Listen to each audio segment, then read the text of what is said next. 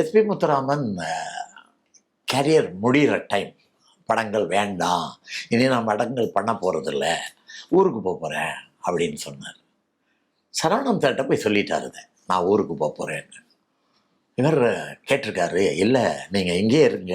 இல்லை சார், இனிமேல் நான் படம் பண்ணுறதில்ல, அப்போ இங்கே இருந்தால் தேவையில்லாத இதுகள்லாம் இருக்கும், ஆனால் நான் ஊருக்கு போனால் ரெஸ்ட்டாக ஒரு ரிலாக்ஸ்டாக, இத்தனை வருஷம் உழைச்சதுக்கு ஓய்வா, ஒய்ஃபும் இல்லை அவருக்கு, இறந்துட்டாங்க, ஆனால் அப்படின்னு சொல்லிட்டு ஆல்மோஸ்ட் விட பெற மாதிரி வந்துட்டார். அப்போ நான் ஏதேச்சியாக நான் உள்ளே போகிறேன். அப்போ அவர் கூப்பிட்டு, கோநாதன் ஒரு விஷயம், சரவணன் இவர் முத்துராமன் ஊருக்கு போகிறேன்னு சொல்கிறார். முத்துராமன் ஊருக்கு போயிட்டா நான் யாரோட பேசுறது? இந்த கேள்வி கேட்டார். என்ன சார் சொல்கிறீங்க அப்படின்னு.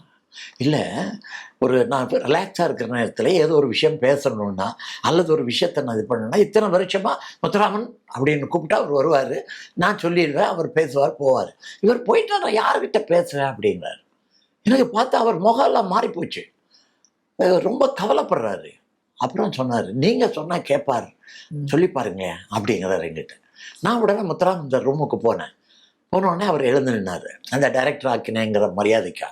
நான் உட்காருங்க முத்துராமன் சார் அப்படின்னு சொல்லிட்டு, என்னை விட வயதில் பெரியவர் அப்படின்னு சொல்லிட்டு நான் உட்காந்து, இந்த மாதிரி விஷயம் அவர் சொல்கிறாரு, அதனால் நீங்கள் இருக்கிறதா நல்ல, அவருக்கு ஒரு துணை வேணும் இல்லையா பேசுகிறதுக்கு அப்படின்னு நான் கேட்டேன்.